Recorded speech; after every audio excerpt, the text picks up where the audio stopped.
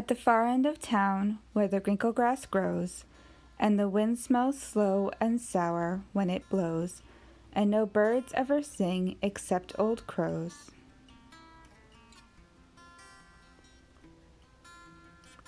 is the street of the lifted Lorax.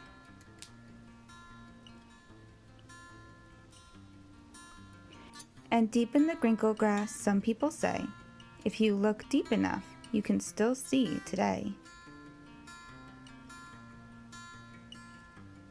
Where the Lorax once stood, just as long as it could, before somebody lifted the Lorax away. What was the Lorax, and why was it there? And why was it lifted and taken somewhere from the far end of town where the crinkle grass grows? The old Onceler still lives there.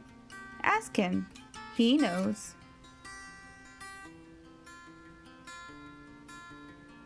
You won't see the Onceler. Don't knock at his door. He stays in his lurkum on the top of his store. He lurks in his lurkum cold under the roof, where he makes his own clothes out of mufford moof. And on special dank midnights in August he peeks out of the shutters, and sometimes he speaks and tells how the Lorax was lifted away. He'll tell you, perhaps, if you're willing to pay.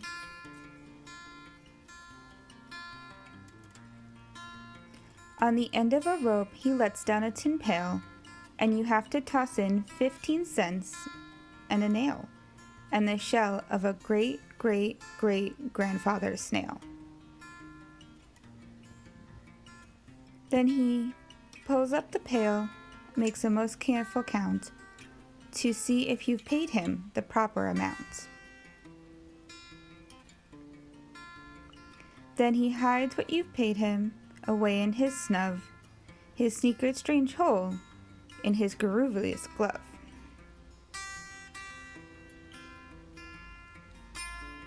Then he grunts, I will call you by whisper-ma-phone, for the secrets I tell are for your ears alone.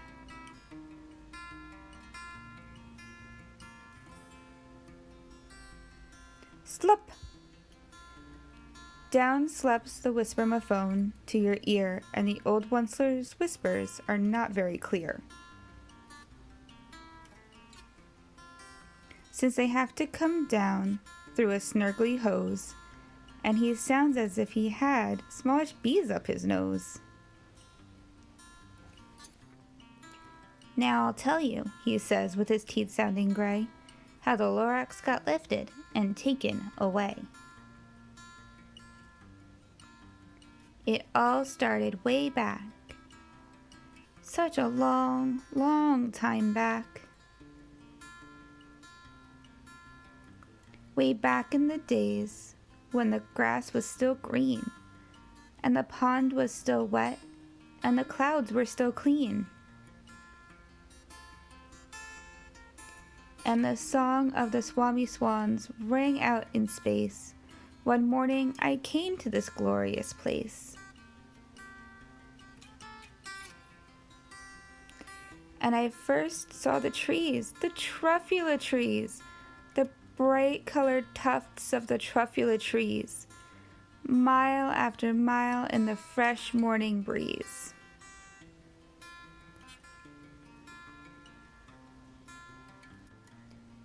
And under the trees I saw brown barbaloots, frisking about in their barbaloot suits, as they played in the shade and ate truffula fruits. From rippleless ponds came the comfortable sound of the humming fish humming while splashing around.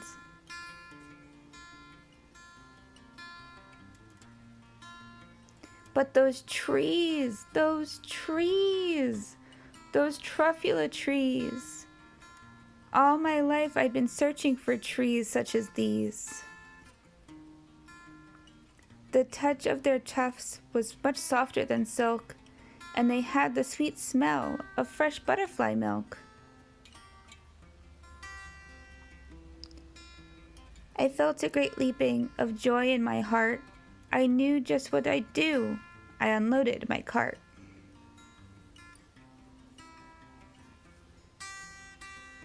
In no time at all, I had built a small shop. Then I chopped down a truffula tree with one chop. And with great skillful skill, and with great speedy speed, I took the soft tuft and I knitted a sneed.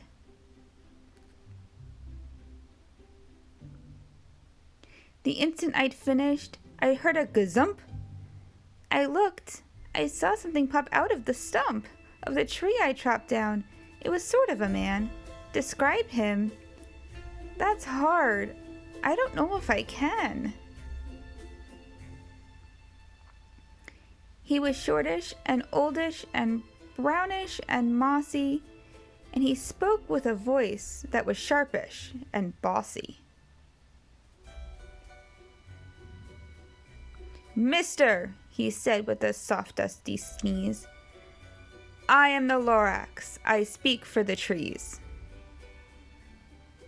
I speak for the trees have no tongues, and I'm asking you, sir, at the top of my lungs." He's very upset, and he shouted and puffed, "What is that thing you've made out of my truffula tuft?" "Lorax, Lorax," I said, "there's no cause for alarm. I chopped down just one tree. I'm doing no harm. I'm being quite useful. This thing is a sneed. A sneed is a fine something that all people need. It's a shirt, it's a sock, it's a glove, it's a hat, but it has other uses. Yes, far beyond that. You can use it for carpets, for pillows, for sheets, or curtains, or covers, for bicycle seats." The Lorax said, "Sir, you are crazy with greed. There is no one on earth who would buy that fool's need." But the next very minute, I proved he was wrong. For just at that minute, a chap came along.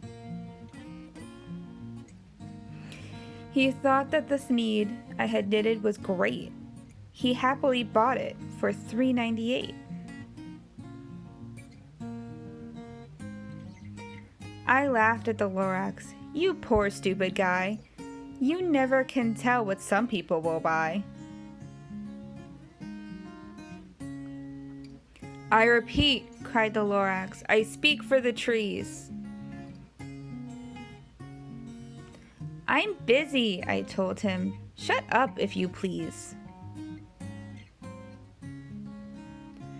I rushed across the room and in no time at all built a radio phone and put in a quick call.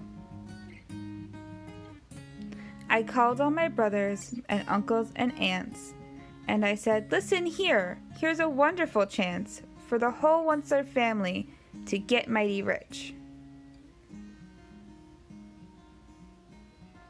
Get over here fast, take the road to North Nitch, turn left at Weehawken, sharp right at South Stitch."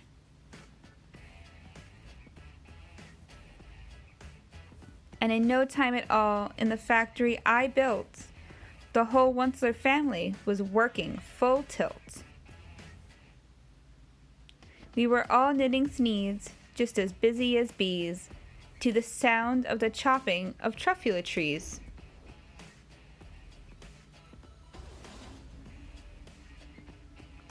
Then, oh baby, oh, how my business did grow.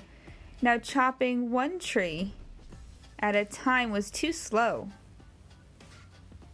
So I quickly invented my super axe hacker, which whacked off 4 truffula trees in one smacker. We were making sneeds 4 times as fast as before, and that Lorax, he didn't show up anymore.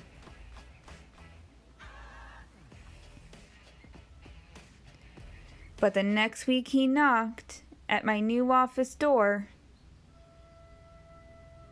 He snapped, "I am the Lorax who speaks for the trees, which you seem to be chopping as fast as you please. But I am also in charge of the brown barbaloots, who played in the shades in their barbaloot suits, and happily lived eating truffula fruits. Now, thanks to your hacking my trees to the ground, there's not enough truffula fruit to go round. And my poor barbaloots are all getting the crummies because they have gas and no food in their tummies.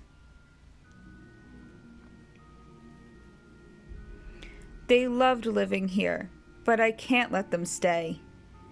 They'll have to find food, and I hope that they may. Good luck, boys," he cried, and he sent them away. I, the Onceler, felt sad as I watched them all go, but business is business, and business must grow, regardless of crummies and tummies, you know. I meant no harm, I most truly did not, but I had to grow bigger, so bigger I got.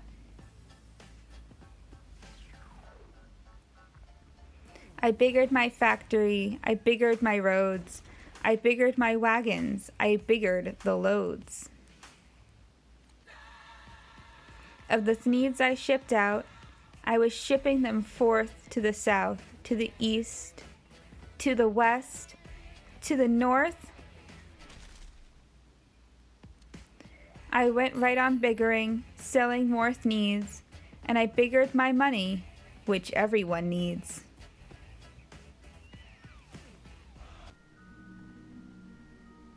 Then again he came back. I was fixing some pipes when that old nuisance Lorax came back with more grapes. "I am the Lorax." He coughed and he wheezed. He sniffed and he snuffled. He snargled, he sniffed. "Onceler," he cried with a crofish croak. "Onceler, you're making such smogulous smoke." My poor swami swams, why they can't sing a note. No one can sing who has smog in their throat. "And so," said the Lorax, "please pardon my cough. They cannot live here, so I am sending them off." Where will they go? I don't hopefully know. They may have to fly for a month or a year to escape the smog you've smogged up around here. "What's more," snapped the Lorax, his dander was up, "let me say a few words about Gluppity Glup. Your machinery chugs on day and night without stop, making gluppity glup and also sloppity slop. What do you do with this leftover goo? I'll show you, you dirty old Onceler man, you."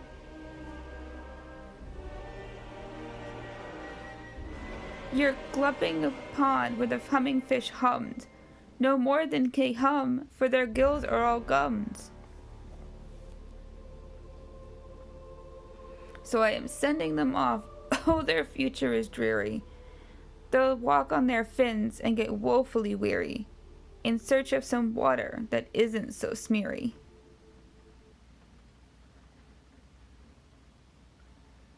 And then I got mad. I got terribly mad. I yelled at the Lorax, "Now listen here, Dad. All you do is yap yap and say bad, bad, bad, bad.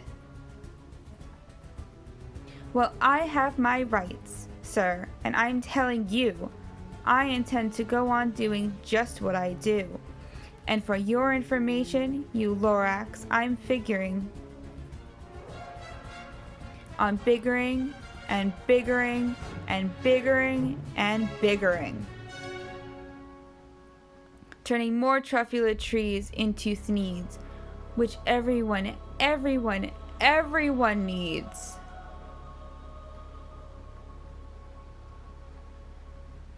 And at that very moment, we heard a loud whack. From outside in the fields came a sickening smack of an axe on a tree.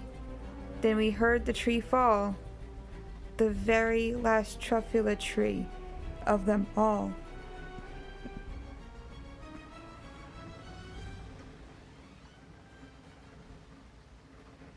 No more trees, no more thneeds, no more work to be done. So in no time, my uncles and aunts and everyone all waved me goodbye. They jumped into my cars and drove away under the smoke-smuggered stars. Now all that was left neath the bad-smelling sky was my big empty factory, the Lorax, and I.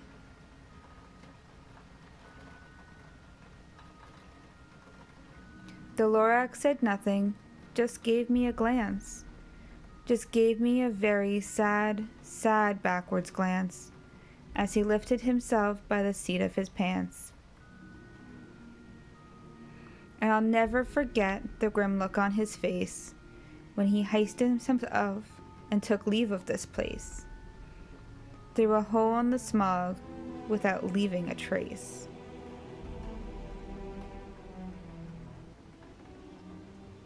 And all that the Lorax left here in this mess was a small pile of rocks with one word, unless. Whatever that meant, well, I just couldn't guess. That was long, long ago, but each day since that day, I've sat here and worried away. Through the years, while my buildings have fallen apart, I've worried about it with all of my heart.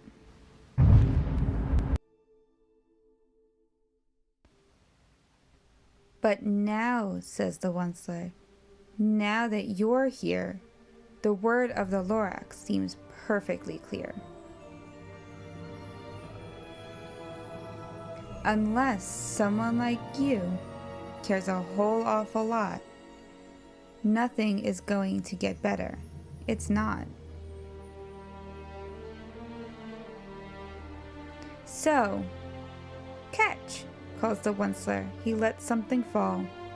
It's a Truffula seed, the last one of all. You're in charge of the last of the Truffula seeds, and the Truffula trees are what everyone needs. Plant a new Truffula, treat it with care, give it clean water, and feed it fresh air. Grow a forest, protect it from axes that hack, then the Lorax and all of his friends may come back.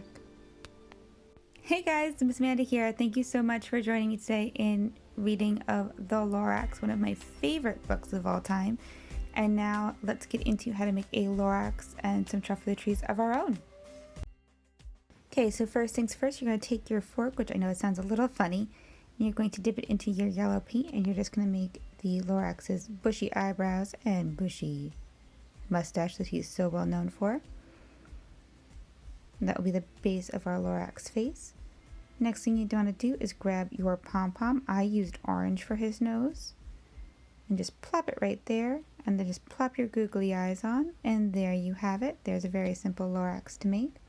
Now, the Truffula trees are going to take a little bit longer. And so here is what we'll be using. First things first, we're going to be putting green construction paper on the bottom of our blue paper. Very quickly put some glue on there. And just slide it on. Now make sure you just trim around the edges if your green paper is a little bit bigger than your blue. There we go. And it's totally okay if it's a little bit bumpy. It's supposed to look like grass. Now there's two ways of doing the next part. You can either use popsicle sticks like I'm going to use, or you can always just use white pieces of paper for the barks of your tree. Totally up to you. If you want your trees to be a little bit taller or have more control over the height of the trees, you might want to use the paper, but I'm just going to use the popsicle stick and spread them out as so. Of course, you want to put a little bit more glue on the paper if you're using popsicle sticks, just to make sure that they hold. I just kind of spread mine out so I can make my trees really puffy. Now for the next part, you can either use construction paper that you have, like scrap paper is really good, or you can use tissue paper. Either one totally works, and you don't necessarily have to cut it. You can always just rip it like I'm gonna do. So we're just gonna rip the yellow up into tiny pieces. Got some pink there, some red, and some purple. Okay, those are the colors of my truffula trees. And remember, your truffula trees can be any color you want. They can be red, they can be pink, they can be yellow, they can be purple, they can be rainbow, they can be glitter, whatever you got handy. So we're just going to glue those to the top of our truffula trees. Remember, there's no real best way to do this. For this one, I just kind of stuck them on. You can always crumple them up. If you're using tissue papers, definitely make sure to crumple them to make sure they're nice and poofy. And there you have it. We have our truffula tree forest. I think the Lorax would be very proud of us. Well, thank you guys again for joining me today. A very happy Earth Day for everyone. And I hope to see you guys soon. Don't forget to subscribe so you get notifications of whenever we upload new stuff. Have a great day and have a very happy Earth Day. Bye!